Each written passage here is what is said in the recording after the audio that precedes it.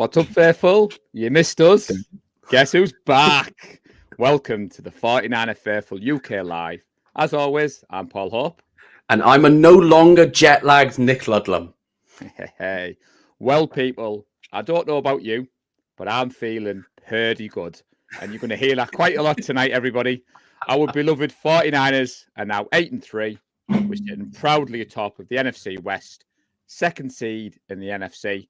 We're coming off the back of two fantastic wins versus the Tampa Bay Buccaneers, which you may have seen one or two photos, especially if you follow me on Instagram, and the Seattle Seahawks.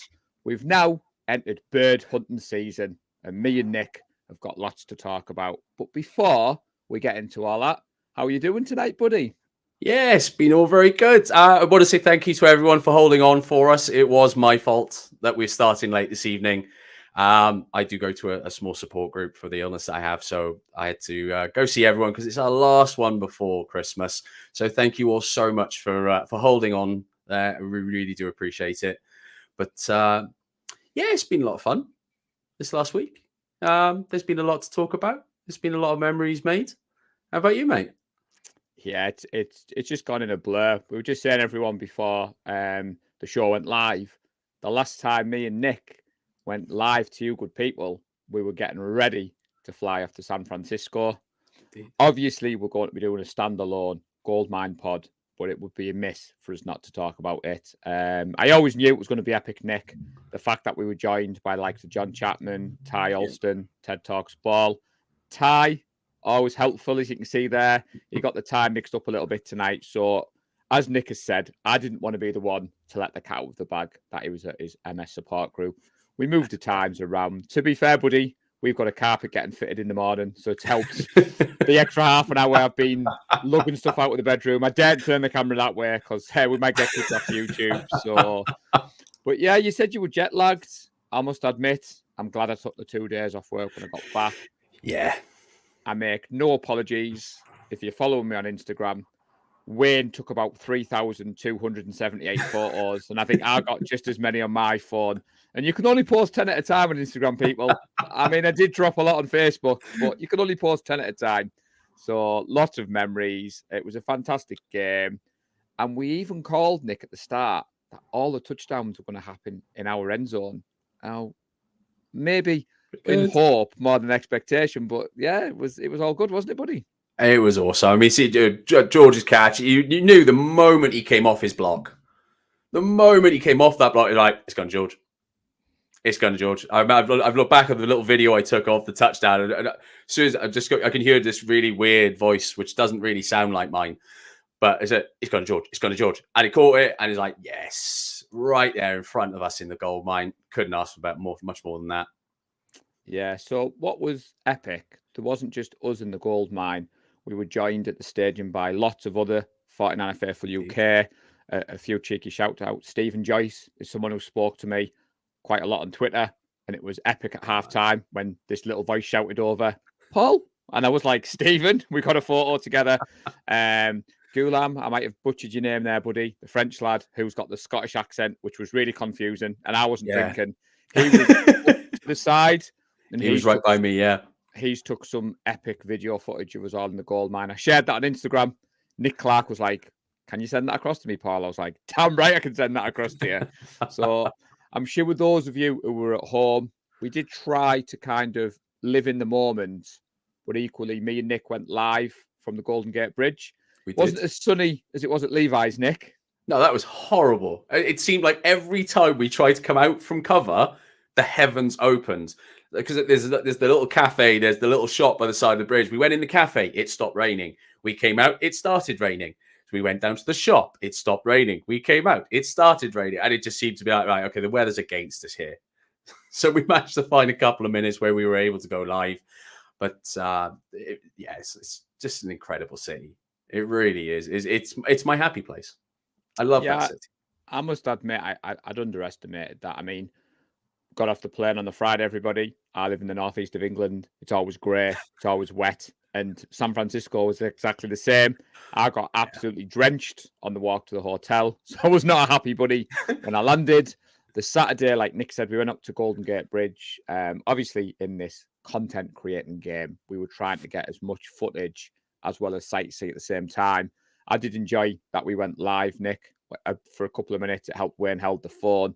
Then Levi's was bright sunshine. So then we went back to Golden Gate Bridge on the Monday, blue sky. So it still feels surreal that I've been.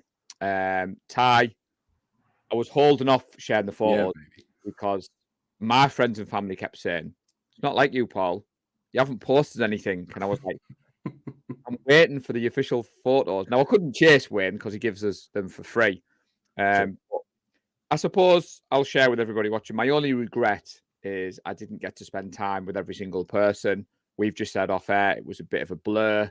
It goes so quickly. You're watching the game. The fact that we saw a CMC touchdown, so the new run start here, everybody. We saw a Kittle touchdown. And as I always say, good things happen when Brandon Ayuk gets the ball. Now, that touchdown was pretty special, wasn't it, Nick? That was incredible. I mean, I don't think I'd long taken my seat. And you just seen him go, I was like, okay. And as Brock just sailed a lovely, beautiful pass right over the top. Like, perfect. No sooner as I sat in my seat after halftime, I'm right back up cheering again. It was incredible. Absolutely incredible. Yeah, so we are going to do a standalone Goldmine pod. There might be 5 or 6 of these shows because 40 of us were out there. Before we move on, obviously Ty was in the house. John Chapman was in the house. Ted Talks Ball made the rather strange decision of sitting next to me during the game. Make no apologies, Ted. I was very excitable, as you've seen on the photos, on the footage. But just wanted to say thank you to all those content creators who have shouted us out since the gold mine. I know John has showed us a lot of love. And I don't know about you, Nick, but I did have a sense of when I saw El Presidente and the presidential party go up to Seattle. It felt a bit strange on Thursday night or Friday morning watching the 49ers not allowed to shout, not allowed to cheer. So we've jumped around, but I think the Seahawks game is the one everybody wants us to talk about. So I got the score correct. My good friend Nick Ludlam does not do score predictions. Nope, because it wouldn't happen. Paul Hope, however, is competing against the awesome foursome. And I got it right, 31-13. Now, I'll share a secret, Nick. Can't even read my own writing because when I was watching the game, I thought it was 31-16. So I was willing for an extra field goal. Then the next morning, when I watched the show back, I was like, oh, I said 31-13. Actually. So El Presidente has taken that rather well, as you can imagine. I've jumped to top of the leaderboard. But we said at the start, mate, feeling pretty good. You must have seen the same social media accounts I've seen. So again, people are flip-flopping. So Brock is now elite again. The Brocket ship is back. The Brock Express is full. I don't know about you, buddy, but I'm getting a little bit dizzy with people jumping on and off. What's your thoughts on QB1? I'm quite happy being in cart number 1. Never got off. I've been firmly on this train since that first half game against Miami last year. He has settled the whole debate for me a long time ago. I don't understand why people are even attempting to get off the train. Brock's been fantastic. They've proved it time and time again. They've shown, the pass blocking has not always been the greatest. In fact, it's been one of the lowest rated pass blocking units in the league. And yet Brock is consistently doing so well. I mean, how many times in the last few weeks has he had a perfect passer rating? It's obscene. How can you not be high on this man? He has been phenomenal since the day we put him on the field. Yes, he's had a couple of rough games, but he's only just gone past putting a full year on tape. You can't expect more than what he's given this team. You really can't. He's been absolutely phenomenal. Brock is QB1. He may not be absolute elite tier along the lines of, the likes of Josh Allen. I know he's been rough the last couple of weeks. He's not having a great season. But Josh Allen's still elite. You've got the likes of Pat Mahomes. Give it a year or two, and we are going to be talking about Brock Purdy as one of the elite quarterbacks of the NFL. 100%. Anyone who doesn't think that, fine. You can think that. You'll be wrong, but you can think it. So, Ty, We don't count them on a Tuesday. That's just on the podcast. But Nick, you were there for when he was thrust onto the field against Miami. You've well documented that you were like, oh my God, Jimmy's injured. The season is done. Yeah. How wrong you could have been. I don't think any of us foresaw this young man coming in and doing what he did. I remember going back and watching the game, the Miami game, and thinking, oh, he looked a bit jittery. He looked a bit kind of like what rookie QBs do. They're trying to escape the pocket. He didn't have the poise. He seemed to be deer in the headlights when he saw those two edge rushers from Miami. Yeah, you fast forward to now, and all those things cannot be said about Brock Purdy. His accuracy, his anticipation, that dart to Brandon Ayuk we'll get to in a moment. But I'm glad you mentioned perfect passer rating. I'm glad Brock showed out for the UK faithful in the gold mine. If he was going to have a perfect passer rating game, that was the game to do it. Now, if you want to be critical, obviously he wasn't perfect against Seattle, but it didn't matter. And I wasn't worried at any point. Cast your mind back a couple of years ago, the Seahawks scored a pick 6 against us at Levi's. And I think we were winning like 10-3 at the time. And it equaled the game at half time. And I remember sat at home thinking, oh God, the bloody Seahawks, Russell Wilson in the house.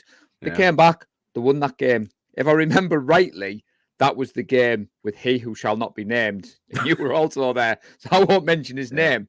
But I remember that game vividly. I didn't have that same sense of doom. The Seahawks offense weren't creating anything. Our defense balled out. Nick Bosa had arguably his best game of the season. Geno Smith and the Seahawks were a good matchup for the 49ers. Given that they're in our division, Nick, the Seahawks don't seem to draft to play the 49ers, but Brock Purdy, there's just something right about Brock Purdy, ice white, 90 throwbacks, going into Seattle. Now, you must have enjoyed the Thanksgiving tradition of eating turkey on the field, because that has been 9 years in the making for us 49ers fans. Yeah. Oh, we've been waiting for that for a long, long time. Every single time I have seen that photo of Russell Wilson and Richard Sherman photos, videos, any event has been like, yeah, I still remember that. You know, I have come around on Richard Sherman. I know there's a lot of people that can't forgive him. I can kind of get that. I understand why. I feel he was a massive part of the change of the culture around the 49ers when John and Carl first came in. He was a huge part of that and making us successful again. So I've forgiven him for his days with them. And he's been such a big supporter of the team since he left as well. You know, he could have easily slid back into Seahawks fandom, given how long he spent there. But it still hurts seeing that picture, you know. But to have it back now, and you can see it wasn't just one or two Niners around that turkey. You had a fair chunk of the squad there, you know. And you could see Brock just sat there at the back, just listening, eating his turkey legs, smiling away, knowing, you know what, I don't have to be the man. Oh, look at what I've got around me. Look at what's around me on offense and defense. I am on a stacked team. I don't have to do everything. And that's what he's learned. I think that's probably the biggest lesson he's learned in the NFL compared from his time at Iowa State. He doesn't need to be the man because he's got the man all around him. And it's so fun to see. I think what's interesting as well is Kyle Shanahan has been accused of, you know, is Brock like the others? Is he a system quarterback? Could you plug anyone into that? I think we're seeing with Brock Purdy, that touchdown to Brandon Ayuk, JT O'Sullivan, the breakdown he did, the all-pro 22 view. He pauses it and he's like, Niners quarterback should be checking that off. I think it's use check like at the first down. You freeze it. Now, the four defenders, obviously Ayuk's in a world of space, but the way he's threaded that ball in, and Kyle himself has said, didn't expect him to throw that ball. No. Now, we do have to take the rough with the smooth, as in the pick six. Weirdly, like I said earlier, wasn't that upset about it, Nick. But what I like about this team, like you said there, I've seen the footage of Warner and Kittle, like two giddy schoolboys when Brock and CMC are eating the turkey and they're like, shall we go up there? Shall we go up there? And given that we've just come back from a trip, which Eric Oregard described as a stag do without the crazy bits, we kind of had that like mentality around, you know, people have asked me when I come back, you know, a group of us went off to Stanford. Some people went to the bar to watch the game. Some people went to the Warriors on the Saturday night. Some people went to the Warriors on the Monday night. And I like the team spirit that's building. I'm loving that we're owning Seattle. because for the last 10 years, Seattle have caused me nightmares. As Martin has put there, he couldn't stand Sherman because of that. I hated Richard Sherman. I hated him with a vengeance. And when we signed him, I was one of those 49ers fans that had to reach out and say, please unblock me, Uncle Sherman. and like you've said now, he's more 49ers. You look at the content he creates. And because I've kind of immersed myself in this knowledge of the NFL, I don't even get irritated by his Seahawks links anymore now. You get what you see with Richard Sherman. If he's on your team, you love him. If you're playing against him, you hate him. And like Martin said there, you know, he came to us, he learned to like him. Colin, no sweat. Gino, 0-4 against the Niners. Gen 04, so it become Gen 05. And like I said, Colin, we're a good matchup. We run the ball very well. They can't stop it. Brock Purdy does well against zone. Seahawks defense plays zone majority of the time. And as we've seen, the amount of weapons he's got, you know, who does he check it down to? CMC, Debo, George Kittle. Charlie Warner.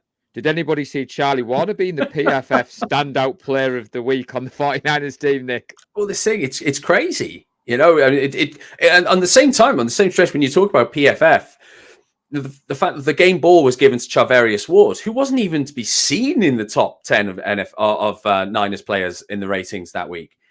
It does provide that little bit of extra, what's the word I'm looking for? Perspective. That's the word I'm looking for. We get there in the end.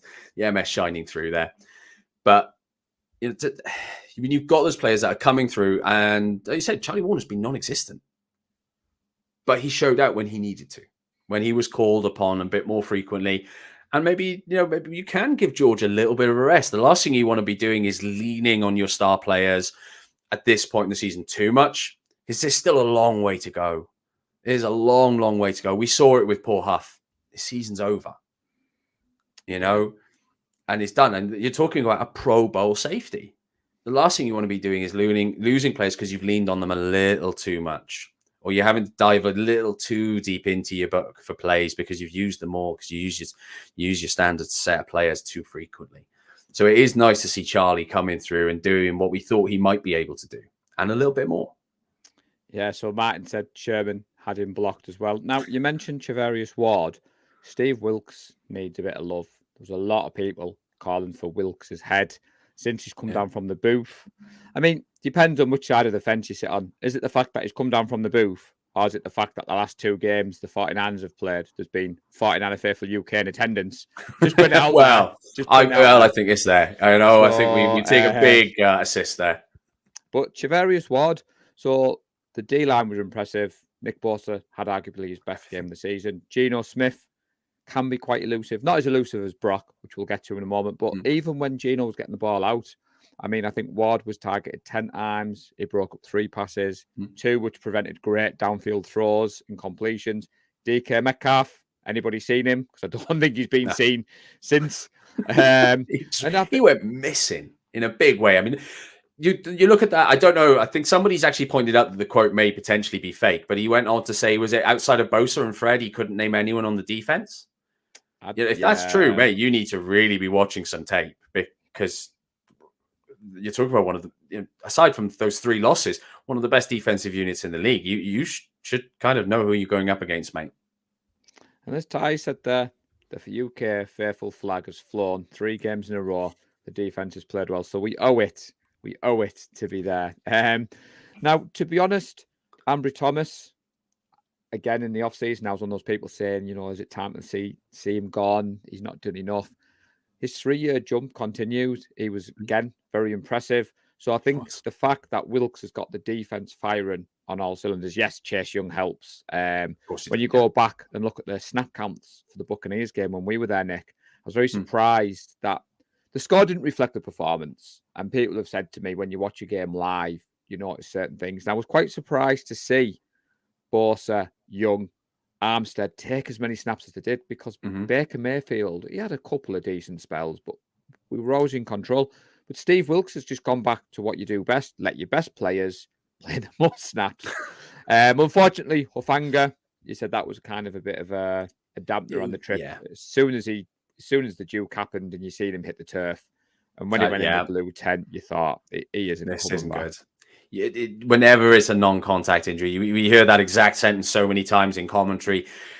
It does worry you with non-contact because it's never. When is it ever good? You know, I did get a bit worried when Eric went down at one point as well. I was like, okay, please get back up. Yeah. See what Wilkes has done well with J.R. Brown, who again had a career game, came in against the Bucks. It was awesome to be there for his first career pick. But if you go back and watch the tape, Wilkes has sprinkled them back in. So since Carl and John have took over, we've drafted players and we've got this kind of red shirt culture. We sit players. We don't need to play them straight away. And I think Brown is excelled in training camp. He excelled in the scout team, although George Kittle thrown him a bit of shade the other night. I don't know if you see, they were saying, "Oh, were you surprised how well J. Brown's playing?"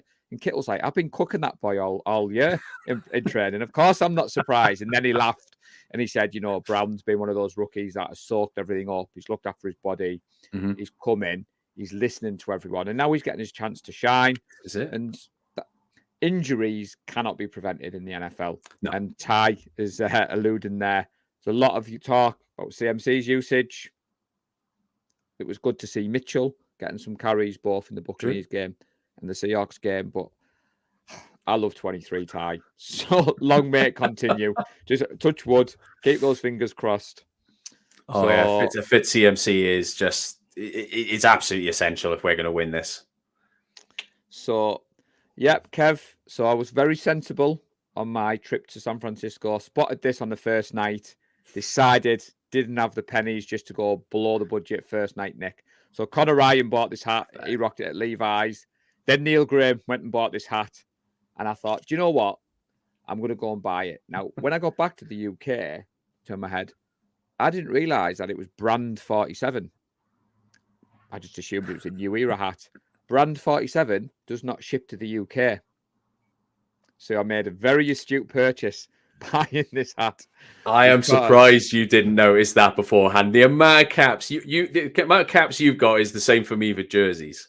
I didn't notice. I mean, we'll share a bit of a spoiler, Kev, because we do this on a Tuesday. Walking into that Lids on Fisherman Wharf, Pier 39, like a kid in a sweet shop. I've not seen that amount of American sports apparel in one place because we don't get that in the UK. No, Me and you went to London. Remember, we found that little lid store when we were on our.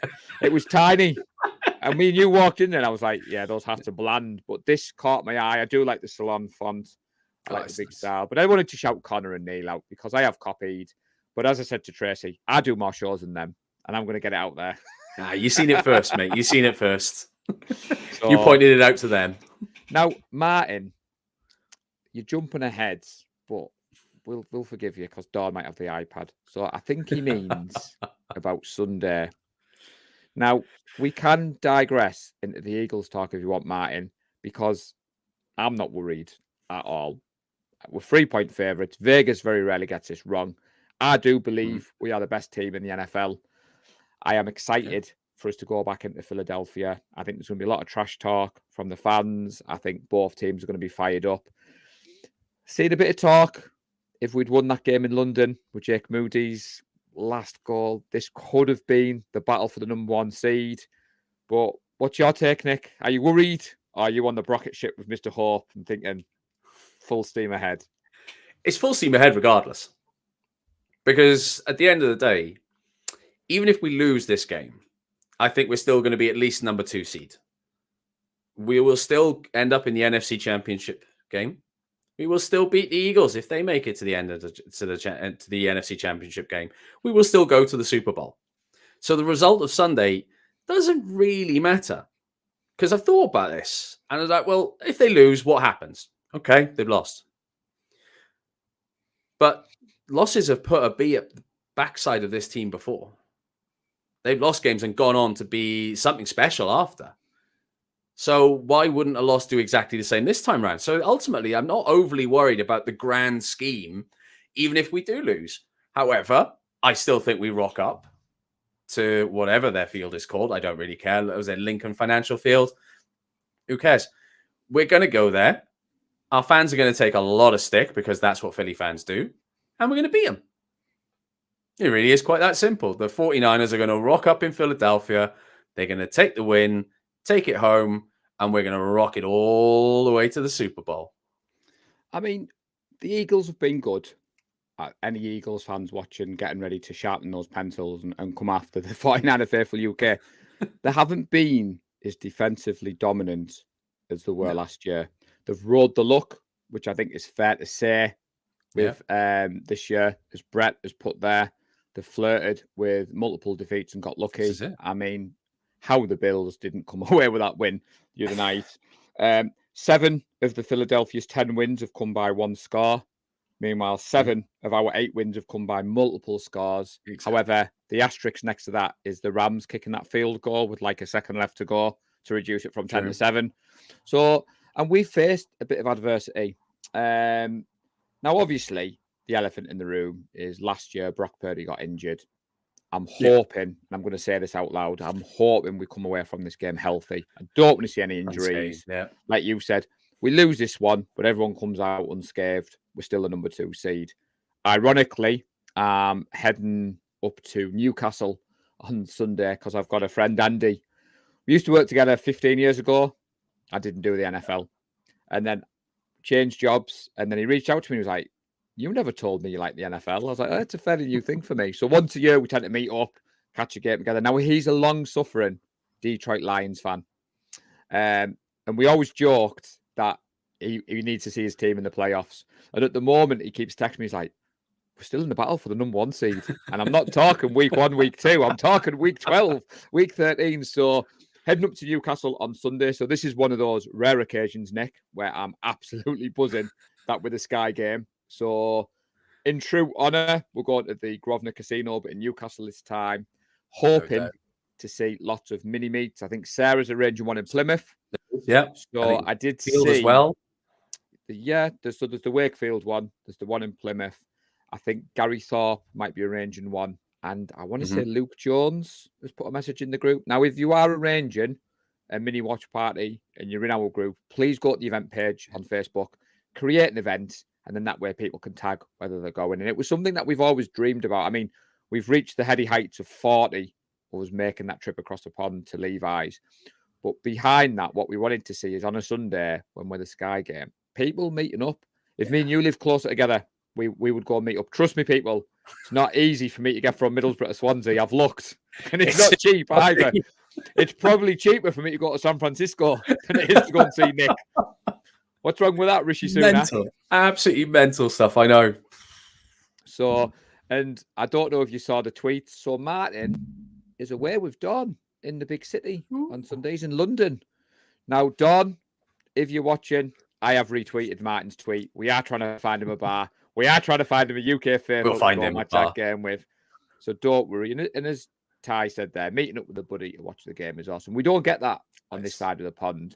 I will say if you're arranging a watch party, a casino would probably be your best bet because of the late licensing laws, unless you have the conversation with the bar owner, because obviously it kicks off at 9:25. It's going to be half midnight, 1 a.m. It's a late old finish. I mean, that's the one thing we were always going to be going up against here in the UK. But like I said, the group has gone from strength to strength, and you're now seeing these sort of mini meets all the time. You know, to see these every week is the dream. When you see, you know, even if it's a group of 4 or 5, even if you're getting up to 10, 20, 30, brilliant. But if it's 4 or 5, that is just as good, because there's nothing like watching a game of football, having a few beers, maybe a little bit of food, and just having a laugh and not having to sit on your own.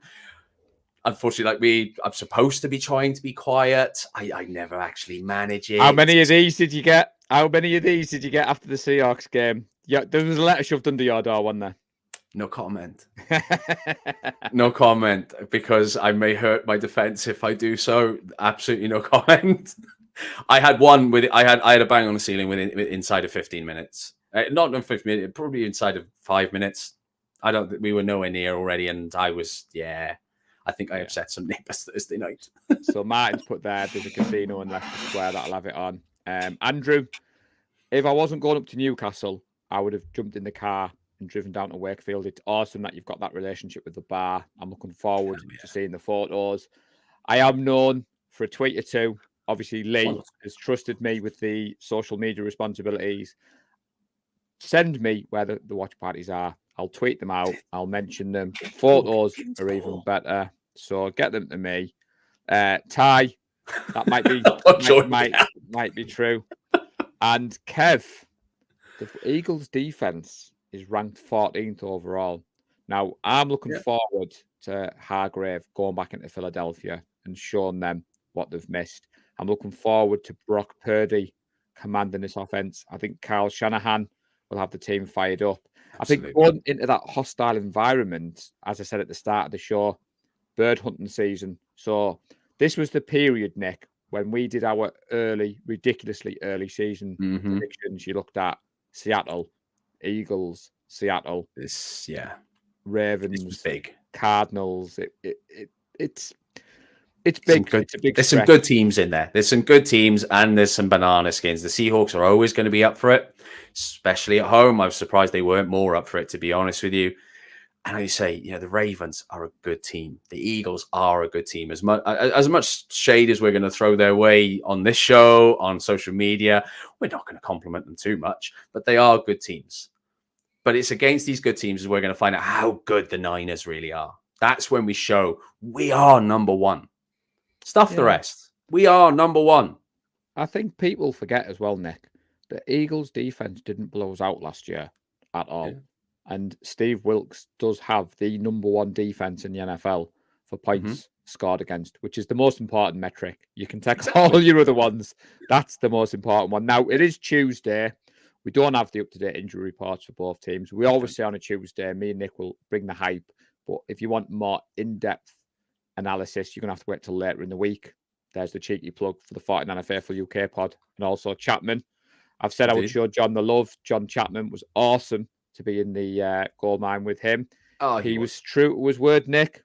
Bear hug, pause for photos. You'll have seen the thumbnail for tonight's show. Could only feature one man apart from me and Nick. And he was amazing. Has a very important question. Well, let's be honest. I think that's a certainty if the Niners are there. Let's be honest. When the Niners get to the Super Bowl, there will be an official watch party. However, I would believe it will be in Yorkshire. I believe it'll be at Leeds. I believe it'll be at Ellen Road, purely because they've done it before. They've got the infrastructure. They've got that relationship. I know Nick Clark will be with the team, understandably. Of course. And as much as I love that man, and I love watching games with him, of course you want him to be with the team. And if it means we have to go to Leeds United and let the Leeds United staff look after us, Keitha put something on Facebook about what are we doing for the Super Bowl. This is why Lee doesn't arrange the Super Bowl party anymore. So for those people who may be new to the group, me and Lee live in the northeast of England. I always go out and watch the Super Bowl, regardless which teams are there. We had that weird stretch where we were absolutely terrible. So we had no chance of getting there. So we used to book our Super Bowl party at the casino that I'm going to on Sunday, start the season. And then the year we got there against the Chiefs, we already had our Super Bowl party booked. And it felt like fate, Nick. And then obviously every week went by. But the reason he hasn't booked one is because last year he kind of recommended that one at the casino in Leeds. That's run by the First Down Group, I believe. But then when the official watch party was put on for the championship game, Lee was like, torn. So we haven't got anything planned as such, Kev, but I'm sure you and Nick will sort something out. We'll have to figure something out, be sure. Ty, you'll be in Las Vegas for the Super Bowl.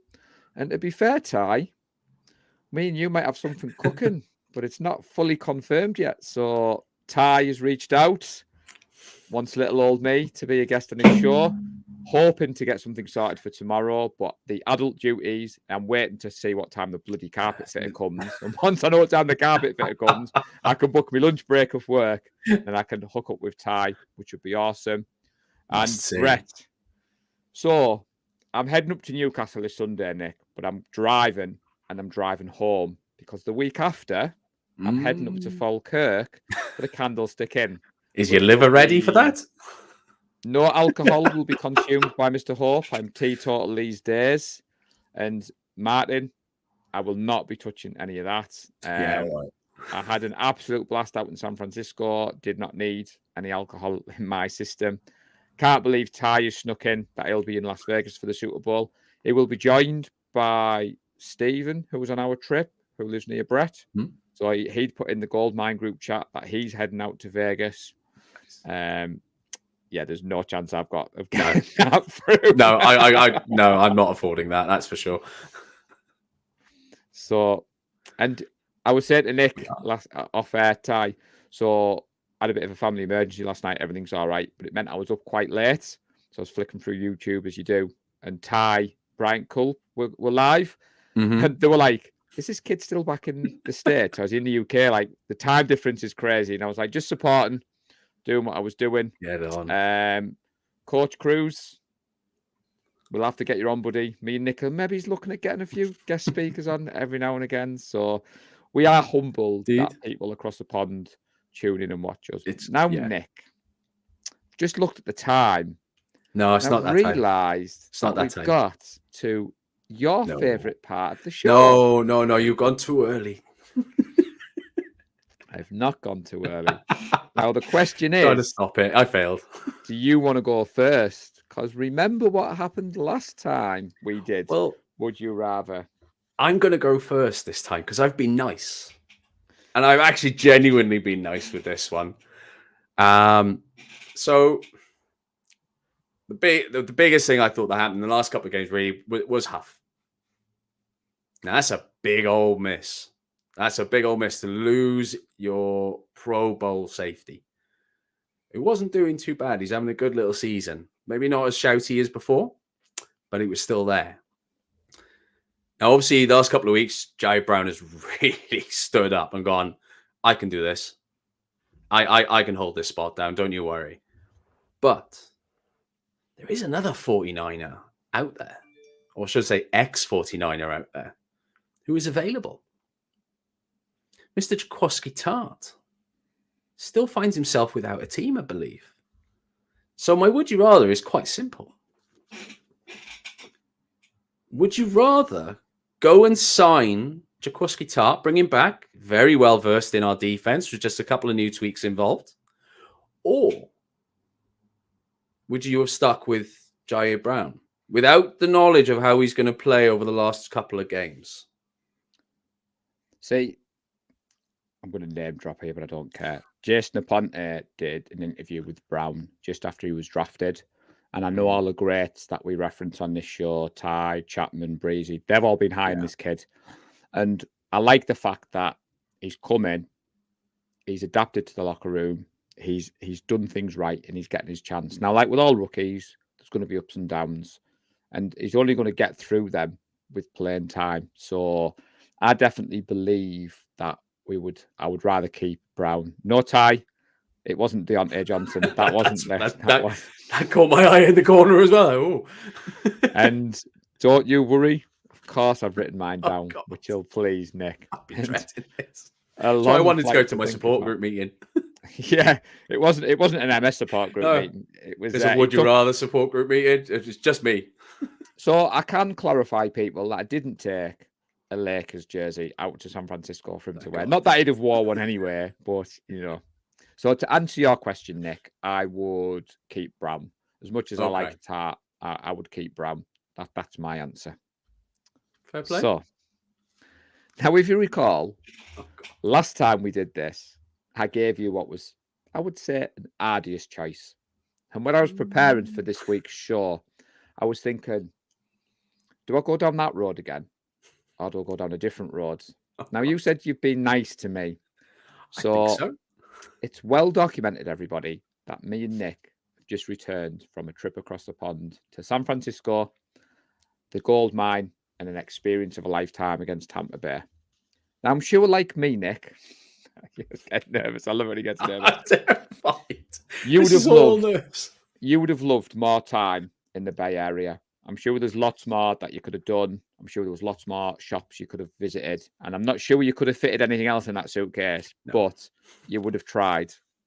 True. Now, with that in mind, given how busy the club store was on game day, and I have to say, very disappointing for a first time like me, because I had visions of walking to that club store and being like, there's my card, fill it up. The shop was that rammed. I'll be honest with you. I went in, bumped into El Presidente, asked him to get me a game day program, and I left. So I didn't go back until after the game, and I only went to the little one upstairs. So it got me thinking. The club start was rammed on game day. Okay. As you know, Nick Clark was blown away by the UK faithful. So the good news, Nick, is we've been invited back next year. Mm-hmm. You will be going along with the rest of the UK faithful. But, you know, due to the time constraints of the gold mine, you know yourself, you've been there now. You don't have time to go to the team store. Mm-hmm. So what Nick Clark is going to kindly allow you to do, you're too important. You're not going to the team store. Okay. He's going to allow you to let one person go on your behalf to the club store. They get to go in an hour before everybody else. It's empty. Okay. They have the club store themselves.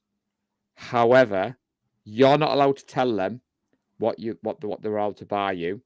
You have to give them your card and let this person go wild in the club store. It's all for you. Whatever the buy is for you.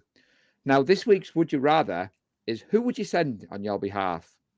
Alex Simpson or me, who nearly made you wear a Lakers jersey?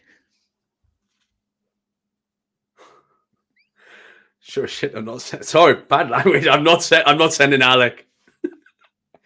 There's the first S-bomb of the live show. I'm not sending Alec. I'm sorry, mate. I love you, mate. I like you. I watch your shows. I'm not sending because he's going to buy me a "He Who Should Not Be Named" shirt. And I think he might actually come up with one that said "He Who Should Not Be Named" written on the back as well. I can't send Alec. I can't send Alec in there if I can't. No, it would just be I just end up with a bag full of "He Who Should Not Be Named." The look on your face. I mean, I would take it as a compliment you'd send me because I think deep down, as much as I wind you up, I think you know I would try and play sensibly. But there was only one other man on this choice. Now, I was going to give you a third option and say Kev Pippin. Now, that could have been a bit of a dangerous one because normally you would say, yeah, I'll get Kev. However, Kev's Would You Rather was just up there with Alex. But I went down that route. And as Ty said there, yeah, apologies for the. Yeah, it's not something we don't tend to do on the show, but nah, he's name checked a certain person too many times. I reckon he might just like deck Swansea out in "He Who Should Not Be Named" shirts. See, mine was all right. It could have been worse. The look on your I was face. terrified for a second. So go on. Humour me. What did you think I was going to say when I got to the however? Where did you think I was going with that? I don't know with these things because your brain does these horrible, evil things. I'm waiting for it. And I think I know where it's going, and then something just smacks me out the left field. So before we finish off, because we still got a little bit of time. Obviously, we're heading into Philadelphia this Sunday. As we said earlier, we're not going to do a deep dive on Tuesday night. Guessing you'll be watching the game at home? Oh, absolutely. Don't miss games, me. So apparently you'd be getting number 10 jerseys. Mind that. I won't mind that because I'm Ronnie Bell, yeah? Just Ronnie Bell jerseys. I'm fine with that. That's cool. So are you going... So your approach with game day, do you warn the neighbours or do you just kind of take the flak? No, I'll take the flak. It's just going to be easier. Well, if... Like I say, I mean... They had a week off the previous week. That's the way I look at it. They had a week off on the Sunday before. So, and it's once a week. It's once a week. It's not 50, the season isn't massively long. It's only 6 months of the year until spring training starts and the Giants start playing baseball. And then I can get a little bit shouty at the telly as well then. But nah. It is what it is. I was going to say, when you say it like that, that's how I used to sell the NFL to Tracy, and then I dipped my toe into doing podcasts and YouTube shows, and the NFL isn't a 6 month sport. I can tell you that for nothing. No, it's probably not. But I kind of wanted to go down a different path before we finished off. Like you said there, we love the NFL in this country, but being out in America, what was weird is the time zone. So for us, NFL Sunday is 6 p.m. Sunday night, the first game start, 9 p.m. if you're fairly lucky, because we support a West Coast team, and then 1 in the morning, which the 49ers tend to play a lot. But being out on the West Coast, it was weird seeing games at like 10 o'clock in the morning, 1 o'clock in the afternoon. Mhm. And I remember when we put the trip together for the gold mine, I remember saying, Lee, what are we doing after the game? He was like, well, what are you on about what we're doing after the game? I was like, well, the game will be finished about 5 o'clock. Yeah. Surely we're going somewhere. And I was hoping to meet up with some of the content creators. I was hoping to kind of go to a sports bar. But like Lisa, by the time you leave the stadium, you get your photos. Unfortunately, we didn't get on the field access, which Lee's a little bit gutted about, but in the grand scheme of things. That's it. At the end of the day, that's down to the guys who were maintaining that field. The last thing we'd want is 40 of us plonkers tearing up the turf when the Niners have got to play on that for a few more weeks, a few more months, really. We want that field looking pristine. So, definitely. And we all got the photos with the Jumbotron behind us. I did take people's advice. I lived in the moment. Yes, I did get a lot of photos, but during the game, I didn't get much footage at all because I kind of knew you guys were taking footage. I like you were on the same row as me, and I knew you'd taken the video footage of the Kittle touchdown, so I didn't worry about that. I know Ted felt quite honoured that he was stood next to me when I saw my first live touchdown. But week 12 already in the NFL, it's crazy. It goes so fast. We wait all like kind of you get the Super Bowl comes, then you have that weird what I call off season, which is about 3 days in my world, and then you plug straight back in to all the off season stuff, and then it's unbelievable. It flies. It goes so fast. It's unreal. In a perfect world, we'd have a season that actually lasts 7 to 8 months. We'd need a roster of about 100 players per team to be able to get through it all. But it does. It flies so fast, But like I say, it was really odd because I remember we would all finish the game, and we were all stood beside the goal line because, of course, we were all checking in to see what was going on. I think it was the Seahawks game, wasn't it? Yeah. And we were all stood there. It's blue skies. Okay, that's weird at the end of the game.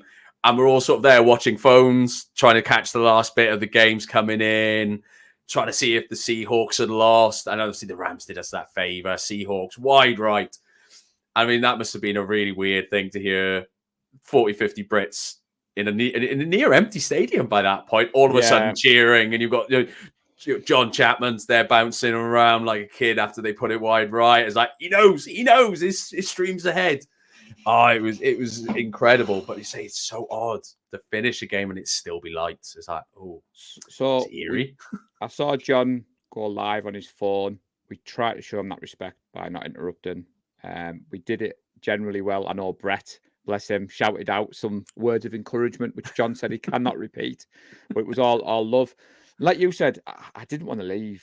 That bit you talked about there, strangely, I had my eye on some things and I couldn't get in the club store. So when the game finished and then we met 49er Mark and we got a couple of photos, I nicked off to the club shop where we were to see, and I was stunned at the prices. I was like, there's no way I'm paying those prices. And then I went for a walk around all the stadium. Like you said, it was an empty stadium at this point. I remember you were with you and Connor, wasn't it? Just around the concourse. Yeah, just wanted to take it all in. You've beat Levi's before.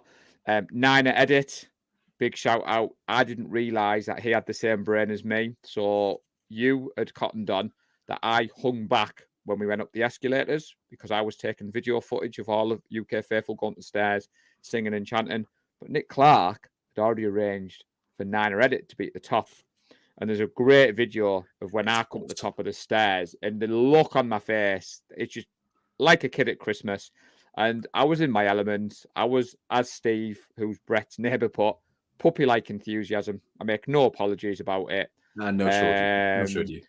I love the fact that we were outside Levi's. You were all being very British, posing for the photo. And then it was me like, UK in the house. I was like, get the noise going. This is what we're here. John Chapman giving me the bear hug. The trip, if anybody wants to hear more about it, we will be doing a show. As I said, the Awesome Foursome will be back later in the week to do the deep dive on the Eagles game. We will be doing score predictions, unlike my good friend Nick. He doesn't like to do them. Have you got any final thoughts on the Eagles game, though, Nick? I know you don't do score predictions, but come on. Give us something, buddy, for these good people. They've had 2 weeks without us, man. Well, like I say, I'm not doing score prediction because they always go wrong. They always go wrong. And the one time I deliberately did it wrong, it went right. So we actually lost that game by roughly the score I said. So I'm not doing it because I don't want to jinx us. Niners win. Niners win, and Niners show who is the best team in the NFL right now. This is the best team. This is the best roster. We're going to the Super Bowl. Anyone else can say what they want. That is what's happening. And Nick, you surprised me. I looked on your Instagram the other day. Now, I've shared photos of me and Nick at London Bridge. I shared a photo of me and Nick at Golden Gate Bridge. And this is the danger when you do stuff on social media. I had no idea what you were doing with those bridges the other night. He was saying, what bridge is next on Twitter? And then someone got himself a Photoshop subscription, and every bridge known to man was popping up on my newsfeed. And I was like, this takes away the element of something I thought was quite poignant for our 49er Faithful UK Live. And then those shelving units are very smart, buddy. But I did expect to see at least a picture from San Francisco before I saw 2 shelving units with your Pop Funkos on there. But my photos are up on Facebook. I didn't take a massive amount. I took more little videos, and I was going to try. I had this idea. I was going to cut them all together, and unfortunately, it turns out I don't have the skills for that. So that would turn out to be a really bad idea in the end. No. Next time we meet up, I'll there's have a few in there. But yeah, I mean, it was. I just wanted. I wanted to try and enjoy the game. You know, it's not every week you get to see the 49ers live. So I concentrated a bit more on just watching the game, trying to crack on. I get that. I did the same. I mean, we talk every week. Me, you, and Kev are in a group chat. That's where you see used to needed me. I made sure we got some photos, me, you, and him, because Kev doesn't like his photo being taken. But Mrs. Pippin, if you're watching, I give you some pointers, because we've got a couple of photos of Kev. And it's things like that. I love the fact that there's a picture of me, us 3, outside Levi's in the gold mine. I kind of wish I'd got more photos, but then I didn't, because Wayne was taking the photos, and I watched the game. I didn't miss a minute of the game. I loved every single minute. So Ray is saying there that he thinks the defense shut the Eagles down, and we put 30 plus on the board. And as Rob's put there, from Nick's lips to God's ears. I don't have his ear. Not with all the complaints I get through the door, that's for sure. I reckon he probably could hear me. I reckon your neighbours could say he could hear him. But, I mean, it's great to be back. So we are aiming to keep the time slot 8 till 9 in the UK, which is 12 noon Pacific, 3 p.m. Eastern. However, unfortunately, me and Nick don't get paid for this. So we do have to fit it around family, support group meetings. I didn't want to throw you under the bus, Nick. I know you're on record about the MS. But equally, we've had a blast. The chat has been on fire. Yes, Brett, I've seen that photo. I've seen that photo. So Wayne has done an awesome job. I mean, he really has. That's your bit tonight, remember. We rehearsed this. I've got my lines. We rehearsed this bit. But yeah, we have got to say a massive thank you to Wayne. In fact, with all the incredible work that he does do for 49er Faithful UK, you know, he's photographed the meetup in London. He's photographed meetups before. He's gone and photographed now our trip to Levi Stadium. I mean, to do that for and not ask for anything. You know, it was his trip to Levi's as well, as much as anyone else's. You couldn't forgive him if he'd said, "No, guys, I want to enjoy the game," and that would be fair enough. But he took his time, and he's put together a huge volume of photos, absolutely massive. And it's not just the time taken to take the photos. He's there with the editing, the formatting, going through what's good, what's bad, what does he want to put out into the world. Honestly, Wayne, mate, you're incredible. You're absolutely incredible. And of course, we are delighted to announce that Wayne Humphrey, Sussex property photographer, is the official sponsor of 49er Faithful UK Live on a Tuesday night. Mate, thank you so much that you think enough of the show to allow your company name and your talents to be put to it, mate. You've done so much for us. Thank you so much. You've helped us with the thumbnails.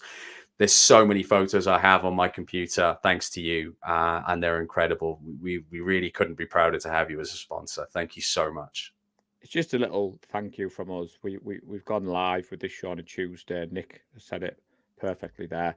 We will have the link to your website ready for next week. How around time today. I did ask him for an advert, which I can share, I can tweet. So anybody who wants to know more about what Wayne's doing, just Google his company, as Nick has said there, Sussex Property Photographer. Personal highlight of mine, Wayne was a good friend to me on the trip, wasn't just there as a photographer.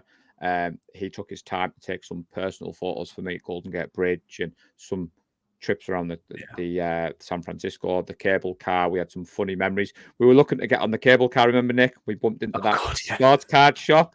You got all excited. Shop was closed. Then we saw the shop was called Hope's Sports. It was, yeah. It was like, all right, guys, we're staying in San Francisco. We've got our own shop.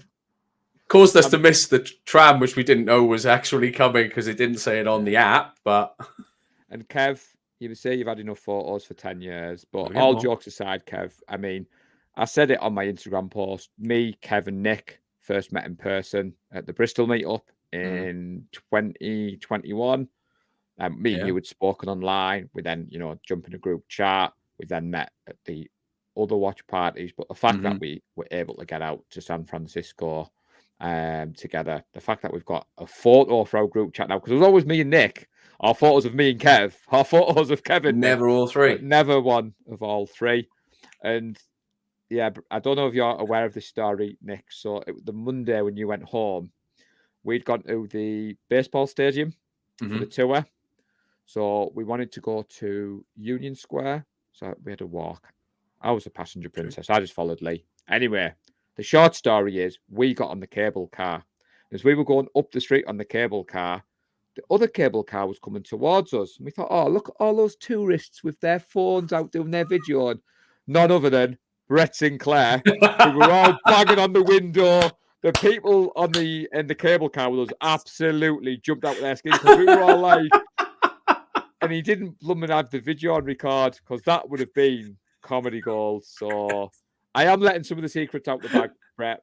El President here will that's brilliant. Kick me mad. But no, we will be back next week at 8:00. Obviously, if you are watching the Niners in the UK, the Sky game, so it means you can't watch it on DAZN. It means 9:25 on Sky, or head out to your local watch party. And Nick, I think all that is left for us to say and let these good people enjoy their Tuesday is stay safe and go Niners. Go Niners. We love the San Francisco 49ers deep in the heart. Like Joe Montana in the corner, deep court. Garrison Hurst, stiff farm going 99. Don't get it twisted.